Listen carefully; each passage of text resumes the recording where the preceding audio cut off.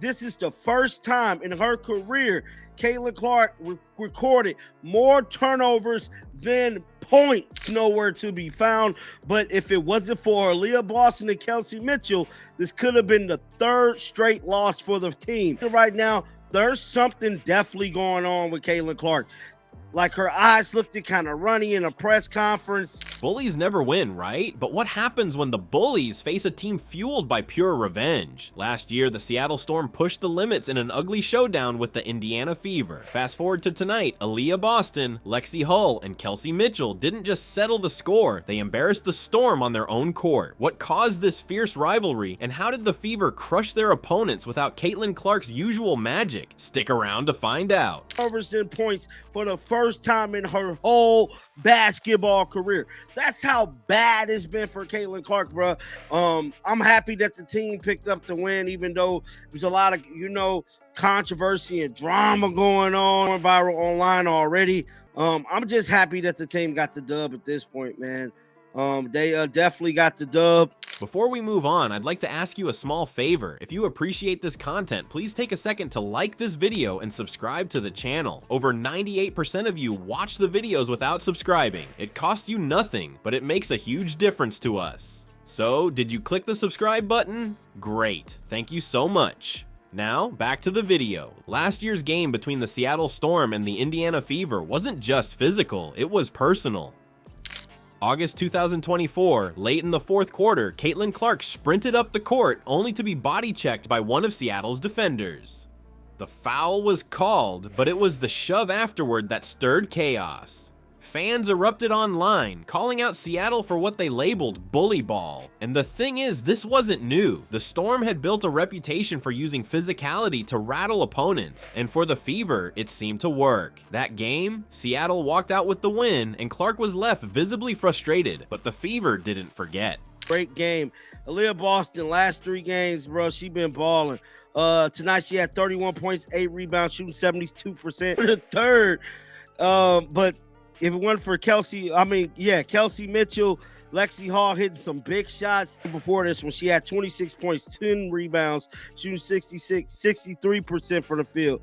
Game before that, 17, 12. Fast forward to June 2025. The Fever arrived in Seattle with everything to prove. The game tipped off under relentless noise from Storm fans, who made it clear they hadn't forgotten last year's drama either. From the jump, they zeroed in on Clark, and honestly, it looked like their tactics worked, at least at first. Missed layups, rushed decisions. This wasn't the Caitlin Clark fans were used to. She even had an uncharacteristic series of turnovers, the kind that made you wonder if she was forcing it under pressure. Right now, it is just not a good look at all.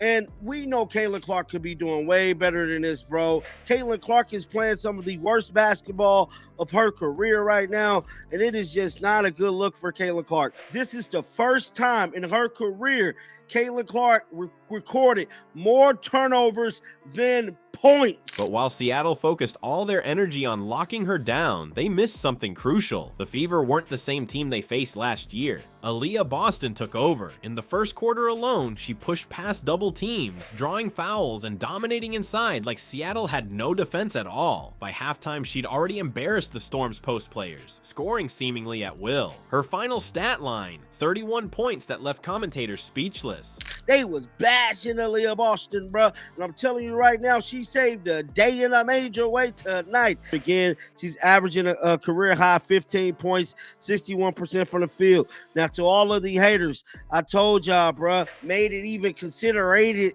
You know what I'm saying? Because the same folks that was talking bad about Aliyah Boston, they ain't saying nothing no more. But it didn't stop with her. Lexie Hull scrounged for rebounds, flying into scrums to keep possessions alive when things got tight. And Kelsey Mitchell, her dagger threes were the kind that hush an arena instantly. Seattle had no answer. Not for Boston, not for Hull's hustle, and definitely not for Mitchell's killer instinct. She's definitely sick. Something is going on with her.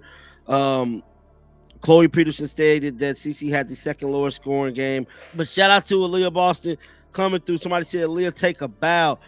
Yes. Final score, 94-86. Aliyah Boston and Kelsey Mitchell combined for 57 points on 21 of 32 of shooting, They were both absolutely fantastic. By the final buzzer, the message couldn't have been clearer. Seattle wanted to shake Clark, maybe they did, but the Fever didn't need her to shine. They dismantled the Storm as a unit, not as a one-woman show. This wasn't revenge, it was redemption. After the game, Coach Stephanie White didn't hold back. She praised her team's growth, calling it a product of trust and maturity. "We stuck with what was working, and the players recognized the hot hand," she said. That kind of communication wasn't always there last season, but against Seattle, it was the difference maker. The Fever didn't just come prepared, they adapted. When Caitlin Clark struggled with her shot, the team didn't panic. They leaned into each other, proving they could respond under pressure instead of folding like they might have done before. Not everyone believed in the Fever's depth before this game. Critics often dismissed them as a one-player squad, depending on Clark to carry them. Early on, when Clark's shooting looked shaky, it seemed like those doubts might hold true, but Aliyah Boston made sure no one stayed doubting for long. It started with her dominance inside. MVP type game. Aliyah Boston showed up and showed out. So I'm standing on this. She one of the best bigs in the league. Here we go, right here. Speaking of the devil, she was 6'9" and 3, bro. My goodness. Aliyah Boston was shooting 72% from the field, bro. Insane. Shout out to Aliyah Boston. This was Anytime Seattle tried to throw her off with tough defense, she simply overpowered them. And when she wasn't scoring, she was setting up opportunities for her teammates. Lexie Hull turned that into gritty second chance plays, snatching rebounds and fighting for loose balls. Then there was Kelsey Mitchell, calmly knocking down critical threes like she was shooting in her driveway. The chemistry between them was undeniable. It didn't even matter that Clark wasn't hitting her usual rhythm. This team proved they had enough firepower everywhere else. Lexie Hull had 15 points. Lexie Hull had a double-double, guys. Lexie Hull had 15 points, 11 rebounds. Great team win, though. Great team win.